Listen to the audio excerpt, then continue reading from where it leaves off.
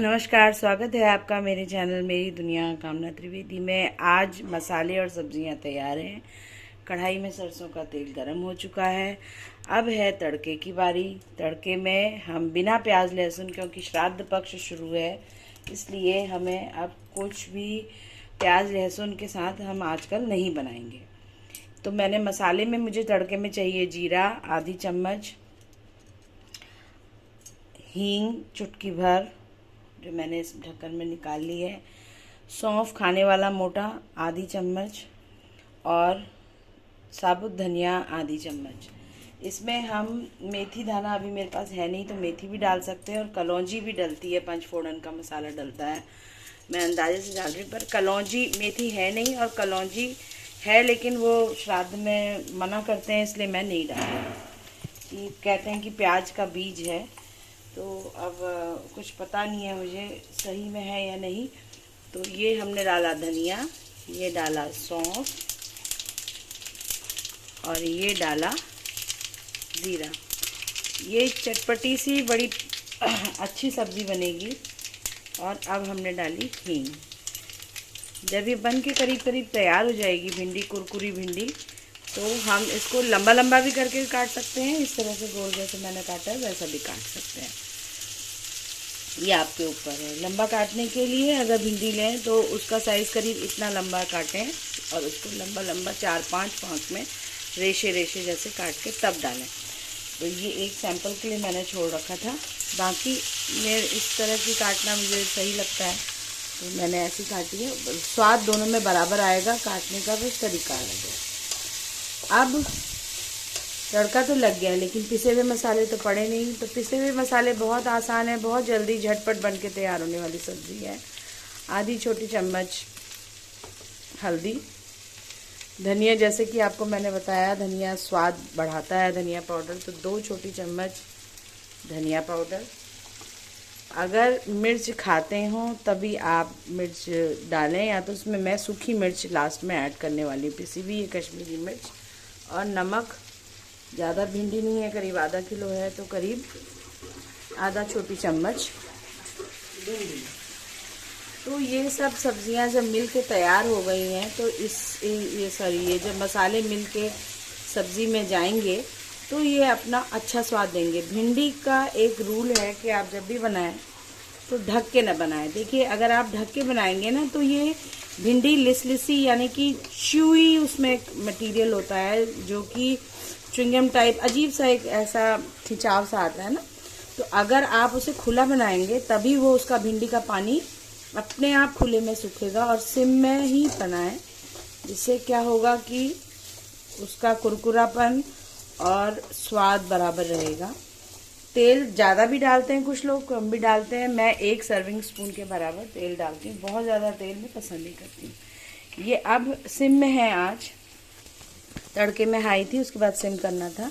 तो सिम करके ये पकती रहेगी करीब 10 से 15 मिनट में। मैं बीच बीच में इसको चलाती रहूँगी और इसका स्वाद बहुत बढ़िया रहेगा। अंत में मैं इसमें मिलाने वाली हूँ चाट मसाला। चाट मसाला ना हो तो आप अमचूर पाउडर मिला सकते हैं, और 1 छोटी चम्मच अमचूर पाउडर या फिर 1 छोटी चम्मच चाट मसाला। और ये है कुटी हुई लाल मिर्च। इसको चाहें तो अभी भी डाल सकते हैं या अंत में भी मिला सकते हैं। मैंने अभी डाल दिया है क्योंकि अभी आपको मैं दिखा रही हूँ। और मुश्किल से 10-15 मिनट लगता है इस सब्ज़ी को बनने में। इसको पूरी के साथ खाइए, कचौड़ी के साथ खाइए, रोटी के साथ खाइए, सुबह के नाश्ते में बच्चों को टिफ़िन में दीजिए, बहुत अच्छी लगती है। सफ़र में ले जाके खाइए। सफ़र में ले जाने वाली भिंडी का एक और तरीका होता है कि भिंडी को पहले पूरा साबुत फ्राई भी कर लेते हैं, बीच में से चेक करके आधा चीरा लगा के कि कहीं कोई कीड़ा वीड़ा तो नहीं है, और तब उसके बाद ये तड़का डालते हैं। क्योंकि अगर पूरी फ्राइड रहती है भिंडी और अगर आपका सफ़र 1-2 दिन का है तो यकीन मानिए सब्ज़ी कहीं ख़राब नहीं होती है। आजमाया हुआ नुस्खा है, जैसा कि मैंने बताया कि हम लोग एयरपोर्ट में, मेरे फादर थे तो हमारा ट्रैवलिंग काफ़ी रहा है, रिगरस रहा है। ट्रेन से 2-2, 3-3 दिन का सफ़र होता था जब आसाम तक जाना होता था। और मुझे अपनी माताजी का मैनेजमेंट बहुत पसंद आता था। वो सब चीज़ घर से प्रिपेयर करके, उस समय इतना बाज़ार में चीज़ें होती भी नहीं थी और इतना खरीदते भी नहीं थे। घर ही में से नमकीन, केक, बिस्किट और यहाँ तक कि लस्सी मट्ठे का भी इंतज़ाम रास्ते में हमारे पास होता था। हम दूध की बाल्टी में माता जी हमारी खूब बर्फ़ डाल के दही ले चलते थे हम लोग, तो एक दिन में कंज्यूम हो जाता था वो। और इस तरह की सब्जियाँ, इस तरह का जैसे फ्राइड बैगन है ये वाला, और अचारी बैगन, भिंडी, इस तरह की ऐसी सब्जियाँ, करेला, ये रखते थे, और पूरियाँ और कचौड़ियाँ। और 3 दिन में भी वो हम, अगर मान लीजिए नागपुर से ट्रांसफ़र आसाम का जब हुआ था, तो हम गुवाहाटी तक जाने तक 3 दिन का अच्छा खासा सफ़र था। 2 रात, 2.5-3 दिन के सफ़र में वो चीज़ें ख़राब नहीं हुई थी। जो अर्ली कंज्यूम करने वाली चीज़ें थी वो हमने एक दिन में कर ली थी। तो इस तरह की कभी किसी और दिन बताऊंगी अपने जीवन के उस पहलू का, कैसा समय था हमारा बचपन का, फौज का। और यकीन मानिए मैंने वहाँ से बहुत कुछ सीखा। आज जो भी मैं हूँ, अगर मैं उस एनवायरनमेंट में नहीं होती तो आज मैं इतनी नई नई चीज़ें, कई चीज़ नहीं सीख पाई थी।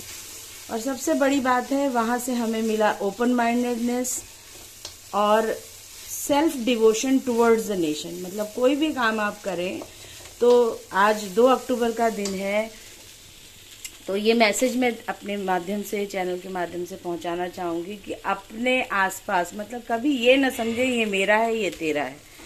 अगर हम कहीं रह रहे हैं, तो अगर जहाँ भी रह रहे हैं, चाहे किराए में रहें, चाहे अपने मकान में रहें, चाहे कहीं एकोमोडेशन पेइंग गेस्ट में रहें, सफाई का ध्यान भरपूर रखें, क्योंकि स्वच्छता हमारे अपने स्वयं के लिए होती है।